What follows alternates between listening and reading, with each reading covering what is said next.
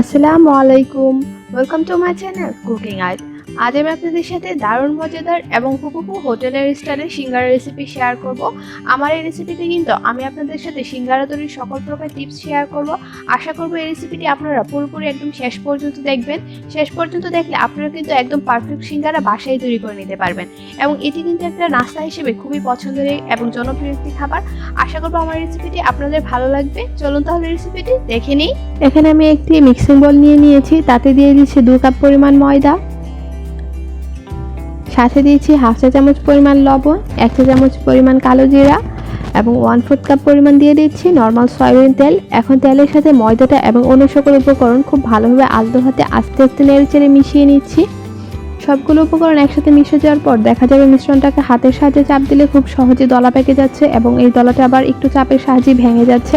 তখন বুঝতে পারবেন যে মিশ্রণটা পারফেক্ট হয়েছে। ময়দা এবং তেলের মিশ্রণটা সঠিকভাবে মেশানোর পর আমি রুম টেম্পারেচারে থাকা পানি দিয়ে দিচ্ছি। পানির পরিমাণটা আমি আপনাদের কাছে বলছি না, কারণ পানিটা একটু বুঝে শুনে দিতে হবে। আমার নর্মাল যে রুটি বানানোর ডো তৈরি করে এর থেকে এই ডোটা অনেকটা শক্ত হবে, সেজন্য পানিটা একটু বুঝে শুনে দিতে হবে।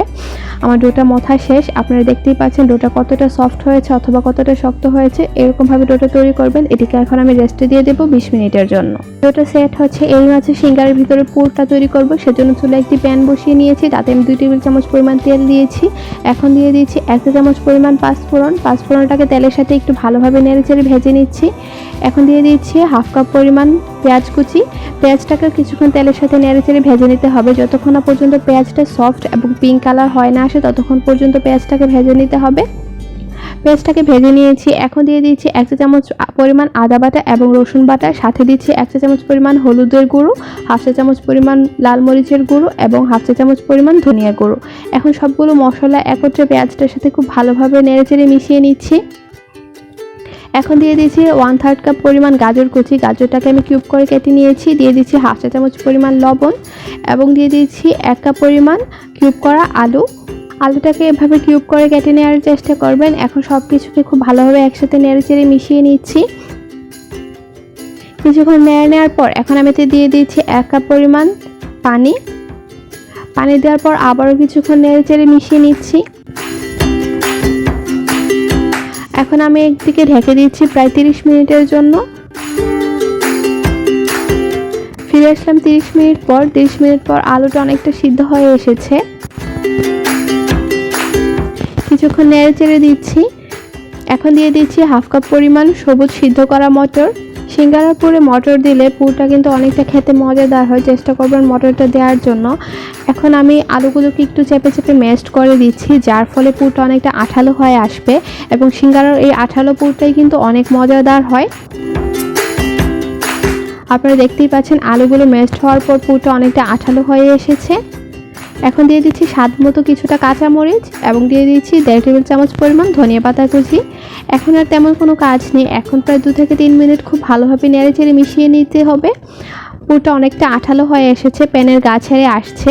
এখন পুরটাকে আমি চুলা থেকে নামিয়ে নেব। নামিয়ে নেওয়ার পর কিন্তু অবশ্যই ঠান্ডা করে নিতে হবে। ঠান্ডা করার পরেই সিঙ্গারার ভিতরে ব্যবহার করতে হবে। গরম গরম ব্যবহার করা যাবে না, তাহলে কিন্তু সিঙ্গারা নেতিয়ে যাবে। এরই মাঝে সিঙ্গারার ডোটা অলরেডি সেট হয়ে গিয়েছে। এখন আমি এটিকে হাতের সাহায্যে আবার একটু মথে নিচ্ছি। মথে নেওয়ার পর এটিকে আমি একটু লম্বাটি শেপ দিয়ে নিচ্ছি। এখন একটি ধারালো ছুরির সাহায্যে ছোট ছোট টুকরো করে নিচ্ছি। এখন সবগুলো টুকরো এক সাইড করে রেখে দিয়েছি এবং একটু ঢাকনার সাহায্যে ঢেকে দিয়েছি যেন ড্রাই আউট না হয়ে যায়। একটি টুকরো নিয়ে নিয়েছি এবং তা আমি একটু লম্বাটি শেপ করে বেলে নিচ্ছি। সিঙ্গারার যে রুটিটা বেলতে হয় এটি কিন্তু অনেকটা লম্বাটি শেপ করে বেলে নিতে হয় এবং অনেকটা মোটা করে বেলে নিতে হয়। আপনারা হয়তো খেয়াল করেছেন আমি কিভাবে করছি। এখন একটি ধারালো ছুরির সাহায্যে মাঝে দিয়ে একটি দাগ কেটে দিচ্ছি। এখন একটি রুটির টুকরো নিয়ে তাতে আমি এক সাইড থেকে এভাবে পানি লাগিয়ে নিচ্ছি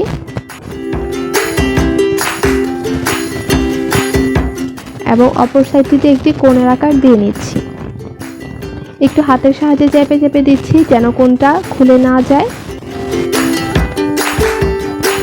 এখন এর মাঝে আমি সিঙ্গারা তৈরি করে রাখা পুরটা দিয়ে দিচ্ছি। পুরটা কিন্তু ঠান্ডা করে ব্যবহার করেছি।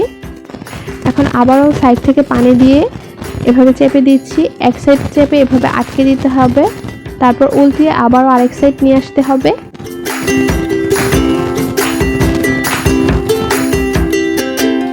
দেখতেই পাচ্ছেন তৈরি হয়ে গেল মজাদার সিঙ্গারা। এখন আমি আপনাদের সুবিধার জন্য আরেকটি সিঙ্গারা তৈরি করে দেখিয়ে নিব।